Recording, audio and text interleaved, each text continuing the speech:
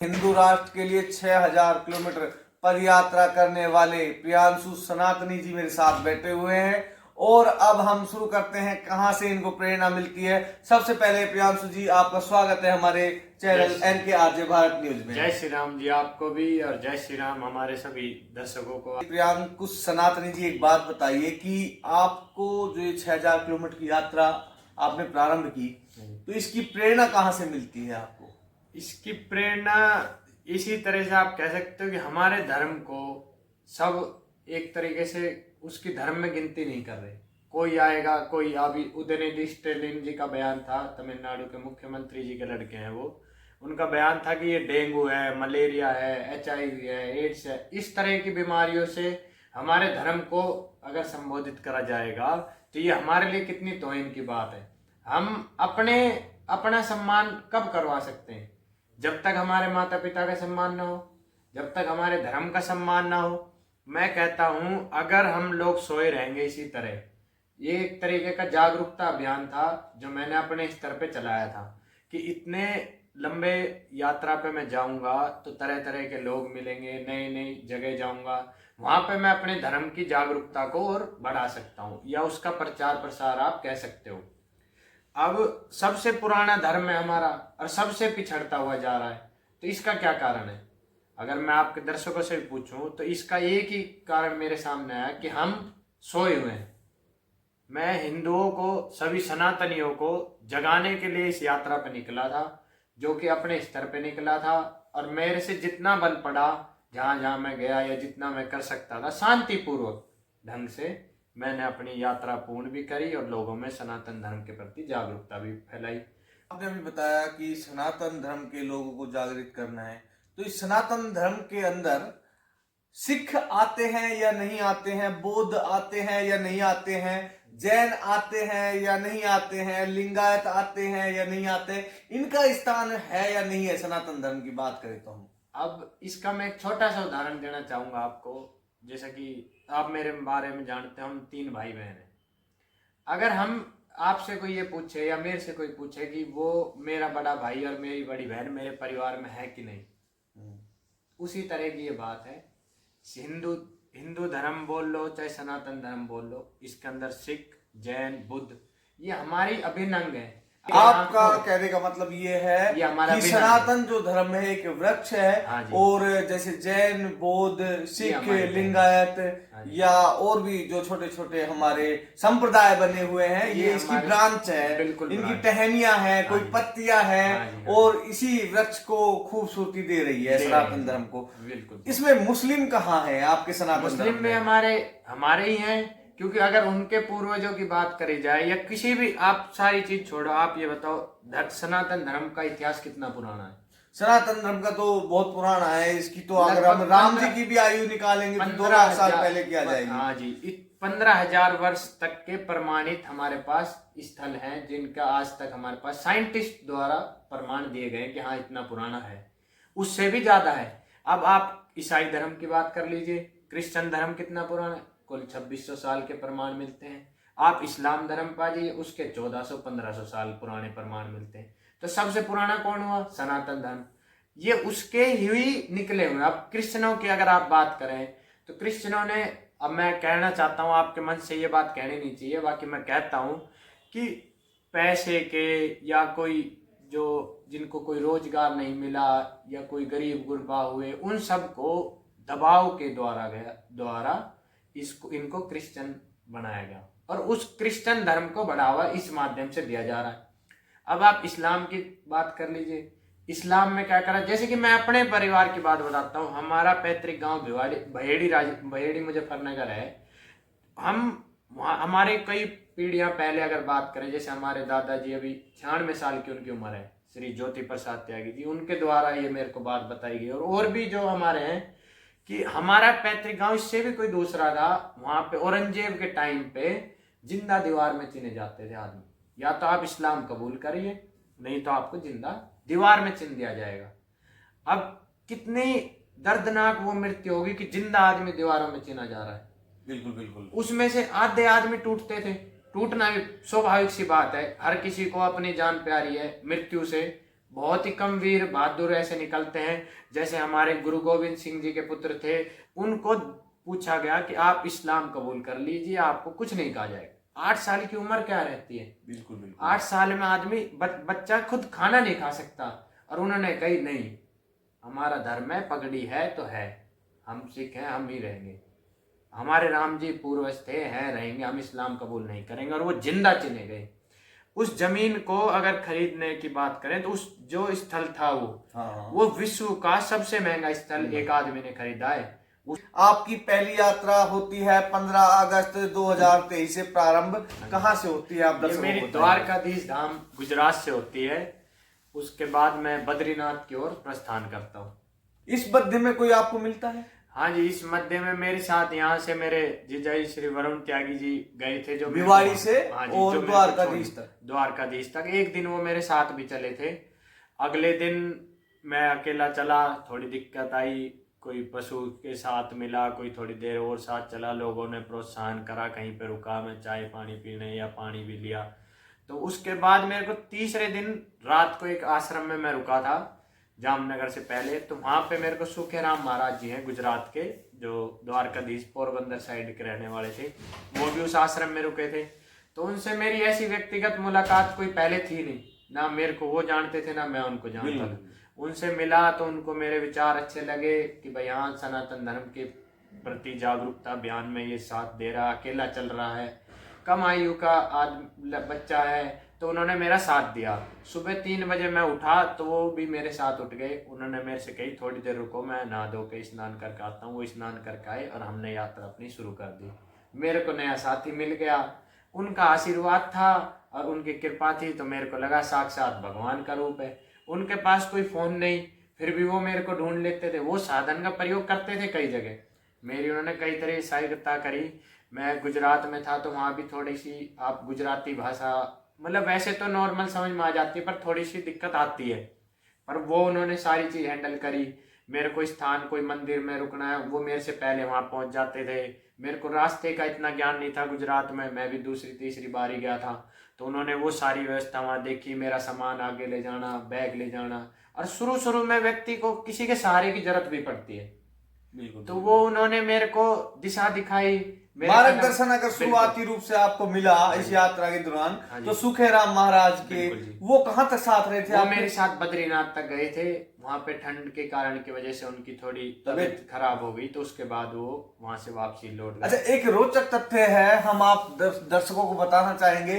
क्या आपके बारे में ये कहा जाता है धीरेन्द्र शास्त्री आपको सीकर में मिले थे, जिनके पास लाइन लगा के लोग मिलते हैं और समय भी नहीं निकाल पाते हैं, धीरेन्द्र शास्त्री, उनके साथ आपकी पहली बार कहाँ मुलाकात हुई राजस्थान में, और किस प्रकार की मुलाकात हुई? बहुत ही अच्छा आपने प्रश्न करा। ये मैं रास्ते में आते हुए सीकर में 2 सितंबर को उनका 1 दिवसीय कारो की ढाणी में एक कार्यक्रम था, सभा थी, जिसमें उन्होंने स्टेज से मेरा सम्मान भी करा गया धीरेन्द्र शास्त्री जी के मंच के द्वारा। और मैं वहाँ सभी लोगों का धन्यवाद देता हूँ जिन्होंने उनसे मेरी भेंट कराई, नहीं तो उनसे भेंट होनी बहुत कठिन काम। कौन थे भेंट कराने वाले? हमारे एक भाई हैं यशपाल गुजर जी हैं, सीकर भाजपा युवा मोर्चा के अध्यक्ष हैं वो। अच्छा। उनसे उनके द्वारा हुई। हमारे भूरा बिदोड़ी जी हैं भिवाड़ी के, उन्होंने मेरा उनसे संपर्क कराया था। भिवाड़ी आते हो, भिवाड़ी के बाद आप दिल्ली निकलते हो, तो किस तरह की यात्रा रही, कौन और फिर आपको परिवार से साथ मिला या कोई और भी मिला आपको रिश्तेदार से? आपको सारी चीजों का ज्ञान है, आप बहुत ही बढ़िया मौके पे बात पूछ रहे हैं। दिल्ली से मेरा भाई है भानु त्यागी, मेरी मौसी जी का लड़का है, वो गांव गढ़मुक्तेश्वर के पास खिलवाई गांव है, तो वो मेरे साथ जुड़ा था दिल्ली से। उसने कही थी मैं भी आपके साथ चलूंगा, अकेला था, मेरे को भी किसी साथी की ज्यादा जरूरत थी, तो उसने मेरा साथ दिया। वो आया दिल्ली से हमने यात्रा शुरू करी। उसके बाद राजनगर में कार्यक्रम हुआ, मोदी नगर में हुआ, मुरादनगर में हुआ। मुरादनगर में काइट कॉलेज है, बहुत ही मशहूर है, वहाँ पे भी एक कार्यक्रम था अपना। उसके बाद मोदी नगर हुआ, उसके बाद खतौली का तीसरे दिन एक कार्यक्रम था, तो वो सुबह 7 बजे का कार्यक्रम था। उसके बाद हमारा शाम को मुजफ्फरनगर में एक कार्यक्रम था 5 बजे का, जहाँ पे संजीव बालियान जी श्री सांसद जी हैं वो भी उपस्थित थे, और भी बहुत ही नामी ग्रामी व्यक्ति वहां मेरे को आशीर्वाद देने पधार रहे थे। परंतु 5 बजे कार्यक्रम में 4 किलोमीटर पीछे और 4 बजे शाम को एक कार के द्वारा उसको पीछे से हिट कर दिया गया। आपके मौसी के लड़के को? मेरे भाई। और आपको भी क्या चोट आई उसमें? नहीं जी, मैं उससे 20 मीटर आगे था, मैं पानी की बोतल को भर रहा था क्योंकि गर्मियों का टाइम था, पानी की जरूरत थी, हमारी बोतल खाली हो चुकी थी। ये शायद सितंबर की बात है शायद। हाँ जी बिल्कुल, सितंबर में आप 2 सितंबर को आप सीकर में निकल जाते हो, लगभग 5-6 दिन बाद आप यहाँ पहुंच जाते हो। ये 12-13 की बात थी। तो मैं वहां पहुंचा तो उसको देखा तो एक कार वैगनार थी, उसने उसको हिट कर रखा था, वो रोड पे गिर गया था। उसके बाद मैं समझ नहीं पा रहा था कि करूं तो करूं क्या, मैं अकेला, फिर सबको उसको। नहीं, आप अकेले कैसे हो? आपके साथ तो इस समय सुखेराम महाराज जी हैं और मैं हूं, तो हम तो पैदल हैं। हाँ, अब हम कर क्या सकते हैं? आप 2 ही लोग थे? हम 2 ही लोग हैं और वो तीसरा भाई का एक्सीडेंट हो गया, तो हम कर क्या सकते हैं? तो उसको जैसे तैसे करके मैं उसको हॉस्पिटल तक पहुंचाया गया। वहां पे पता चला उसका एंकल डिसलोकेट हो चुका है, उसका ऑपरेशन होगा। ये वर्धमान हॉस्पिटल मुजफ्फरनगर में डॉक्टर मुकेश जैन का, जो कि अटल बिहारी वाजपेयी जी के अमेरिका के अंदर घुटनों का ऑपरेशन करके आए थे, ऐसा कुछ कहानी है मुकेश जैन की। के बाद वहाँ कौन कौन मिलने आते हैं आपको? वहाँ सब आते हैं, लगभग मेरे पापा वहाँ थे क्योंकि कार्यक्रम था, तो ये सब भी आए थे। मेरे अंकल हर श्री राम कुमार त्यागी जी थे, मेरे पिताजी थे। मुजफ्फरनगर जहाँ ये प्रोग्राम होना था उससे लगभग 4 से 5 किलोमीटर पहले ये हिट हो जाता है। 1 घंटे पहले का ये 1 घंटे पहले का हादसा है। हाँ जी। उसके बाद सभी लोग तो 500 आदमी मेरी प्रतीक्षा कर रहे थे आशीर्वाद देने के लिए। सांसद जी भी थे हमारे, संजीव बालियान। हाँ जी, और भी थे, पर जैसी भगवान को इच्छा थी, प्रभु की इच्छा के बगैर आप कुछ नहीं कर सकते। उसके बाद हम फिर 3-4 दिन वहाँ रुक के आगे, मैं उसको वहाँ छोड़ के, सबने कहा कि भाई अपने परिवार के साथ आप अपने मौसी के लड़के को छोड़ देते हो और उनको बोलते हो कि आप रेस्ट कीजिए और आप यात्रा के लिए आगे बढ़ जाते हैं। इसके बाद आप पहुंचते हैं बद्री धाम।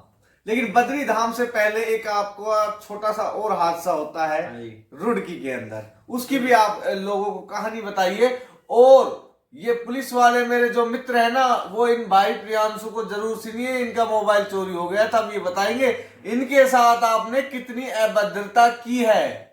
हाँ जी, ये रुड़की में है, परशुराम घाट, गंग नहर के ऊपर एक घाट है। तो वहां मैं रात्रि में भोजन करके, मैं और सुखेराम महाराज वहां बेंच पर बैठे थे। तो इतने में शरीर थका हुआ रहता है, थकान रहती है, तो बैठने के बाद नींद आई जाती है, जाहिर सी बात है। अगर आप आराम करने लगे तो तुरंत नींद आई। और देखा, उसके बाद आंख खुली मेरी 12-12:30 बजे, तो देखा तो फोन मेरे पास नहीं था। मैं पास की एक चौकी थी, 3-4 किलोमीटर पैदल गया, 1 बज गया, 1-1:30 बजे तक वहां पहुंचा, उनसे बात करी, उनको समझाया। मेरी जब वॉच से मेरी लोकेशन पता चल रही फोन की, उनको मैं दिखा रहा हूँ कि मेरी लोकेशन है, यहाँ से आप फोन दो।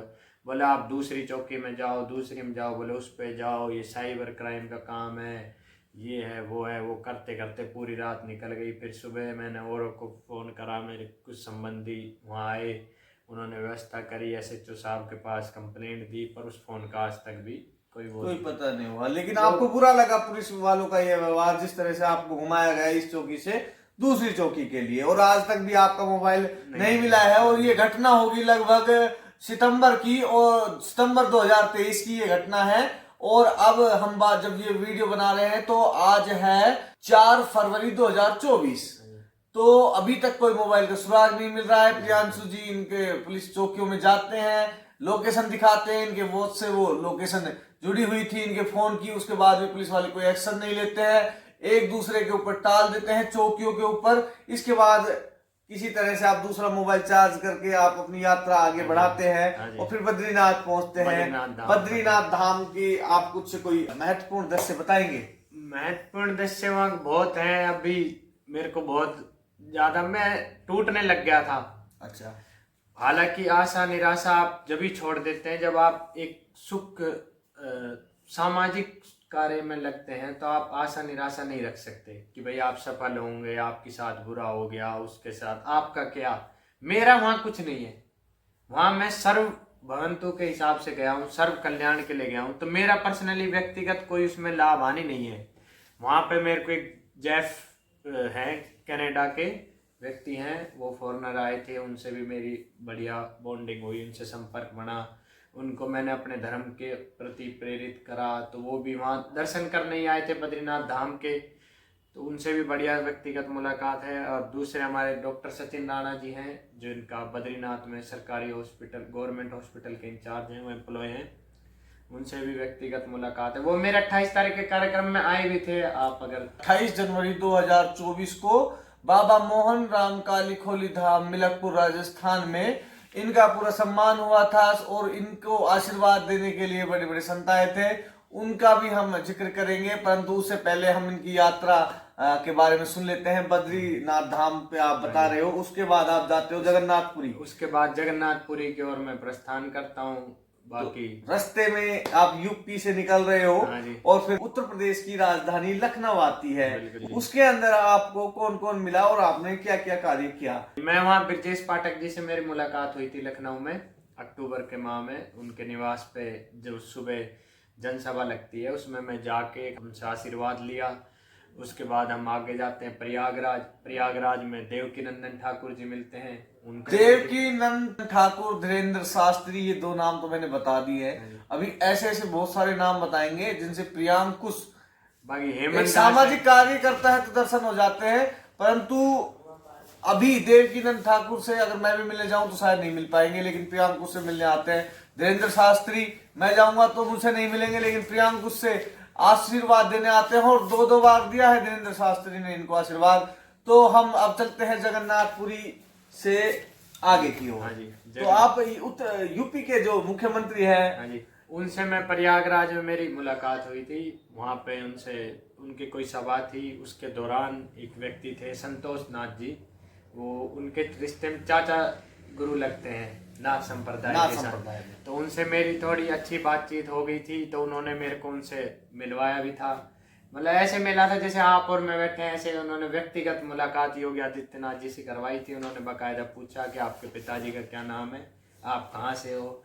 उन्होंने मेरे को आशीर्वाद दिया। उनका ही आशीर्वाद है जो मैं पूरी यात्रा सफल करके आया। आपका उद्देश्य था उत्तर प्रदेश के जो मुख्यमंत्री योगी आदित्यनाथ को एक सुझाव देने का, तो क्या सुझाव दिया था? जो मैंने अपने विचार रखे थे कि भाई हमारे सनातन धर्म का सम्मान होना चाहिए।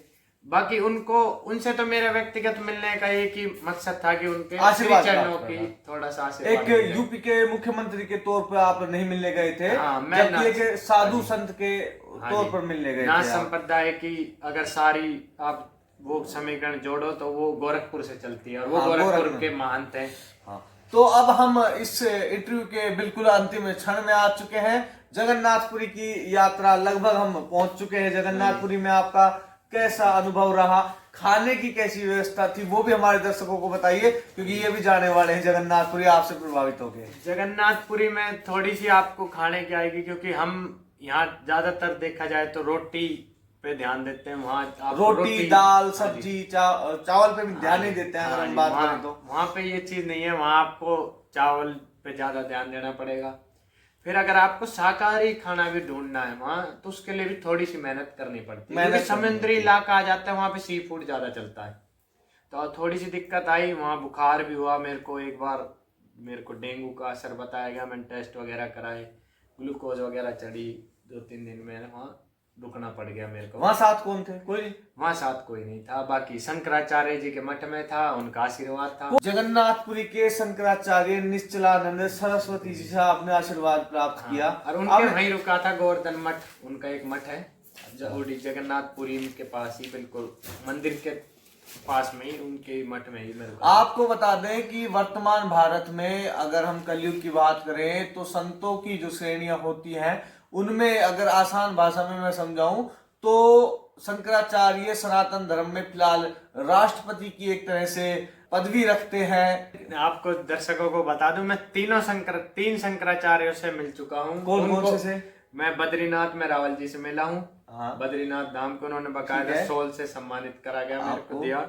निश्चलानंद जी से मिल लिया और रामेश्वरम के बागेश्वर धाम की कथा चल रही थी। अच्छा, वहीं पे वो भी मौजूद थे। वो चलेंगे, वो वहाँ लास्ट में चलेंगे कैसे धीरेन्द्र शास्त्री से आपकी दोबारा मुलाकात होती है। जगन्नाथपुरी से जब आप यहाँ जाते हो रामेश्वरम तमिलनाडु में, तो बीच में आंध्र प्रदेश और तेलंगाना का रास्ता आता है। इसमें आपको कौन कौन मिला? मेरे को टाइगर राजा जी से मिले थे। टी राजा जिनको बोलते हैं, जो कि हैदराबाद से विधायक भी रह चुके हैं पहले, हैदराबाद की, अभी भी विधायक है वो एक सीट से। तो उनसे कैसी मुलाकात रही आपकी? उनसे आशीर्वाद लिया, उनके सामने मैंने विचार रखे, उन्होंने कही थोड़ा ध्यान रखना, बाकी उनका सहयोग है और आशीर्वाद जो मेरे ऊपर है, जो मेरे याद। साथ कोई नहीं था बद्रीनाथ के बाद से? आपने अकेले चलते हो? अकेला चलने लगे। तो आप देख सकते हो कैसे एक व्यक्ति, बाकी आप सबका प्यार और संतों का आशीर्वाद तो मेरे साथ था ही, फिर मेरे को व्यक्तिगत साथ की जरूरत नहीं थी। तो अब बिल्कुल हम दो अंतिम सवाल है उनके बारे में बात करते हैं। आप लगभग 28-29 दिसंबर को शायद आप रामेश्वरम में पहुंच जाते हैं। बिल्कुल जी। वहां आपकी चारों धाम की यात्रा संपन्न हो जाती है। तो संपन्न हुई, उस पर आपने क्या किया? किस तरह मैंने वहां पर आशीर्वाद मांगा? यज्ञ करा था, और रामेश्वरम धाम में अंदर एक कन्हैया दास जी हैं महाराज, वो वहीं के ब्राह्मण या पुरोहित कह सकते हो, रामेश्वरम धाम के, उनके द्वारा एक यज्ञ करा गया छोटा सा। वहां पे मैंने यज्ञ करा। एक मेरे भावेश भाई थे, उनका बहुत सहयोग था, उन्होंने ही वहाँ पे वो सारी व्यवस्था करवाई गई। उनका होटल, भावेश जी का हमारे दर्शकों को जरूर बताइए। भावेश जी बड़े रोचक व्यक्ति है। अगर आप उत्तर भारत के व्यक्ति हैं, हरियाणा, पंजाब, राजस्थान, अगर मैं कहूँ तो बिहार और यूपी के भी, अगर आप रामेश्वरम में जाते हो तो ये मैं डिस्क्रिप्शन में भी इनका एड्रेस दे दूंगा। भावेश जी से आप जरूर मिलिए। पंजाबी ढाबा के नाम से पंजाबी ढाबा है, आप अपना भी चले जाओगे ढूंढने, वो वहां पे अगर आपको भोजन चाहिए नॉर्थ इंडियन तो उनके अलावा कोई नहीं देगा बढ़िया, और पंजाबी ढाबा एक ही है वहाँ। और जब इनका कार्यक्रम होता है मिलकपुर काली खोली धाम, मिलकपुर राजस्थान में, तो वो रामेश्वरम से यहाँ आते हैं। रामेश्वरम में यहाँ आए तो मेरी, आप सोच सकते हो मेरे को और क्या कितनी बड़ी प्रसन्नता मिली होगी। तो अब हम बिल्कुल एक अंतिम सवाल हम आपसे कह रहे हैं कि आप जब रामेश्वरम धाम का दर्शन करते हैं के बाद आप यज्ञ करते हैं, ईश्वर से मनोकामना करते हैं कि भारत हिंदू राष्ट्र घोषित हो जाए। 29 दिसंबर को मैं बागेश्वर धाम जी की कथा थी वहाँ 3 जनवरी तक, मतलब 30 से 3 तक थी, वैसे वो आगे 29 में थे। तो मैं भावेश भाई का आभार व्यक्त करता हूँ कि उन्होंने मेरी उनसे धीरेन्द्र शास्त्री से दोबारा मुलाकात कराई। पहली बार जब आपकी यात्रा कराई थी तो यशपाल गुजर सीकर ने कराई। हाँ जी, यहाँ के भूरा बिदूड़ी जी हैं सातलगा के, उन्होंने मेरी उनसे संपर्क करवाया गया था। यशपाल गुजर के माध्यम से धीरेन्द्र शास्त्री से मिलते हो। इसके बाद आप जो दोबारा मिलते हो भावेश जी के द्वारा। ये थे मेरे साथ प्रियांकुश जी, इनसे हमने आपकी चर्चित चेहरे की सीरीज में आपकी बात कराई। इनसे जो और रहस्य हैं वो हम अगली वीडियो में उगलवा लेंगे। तब तक के लिए जय भारत, जय हिंद, जय श्री राम।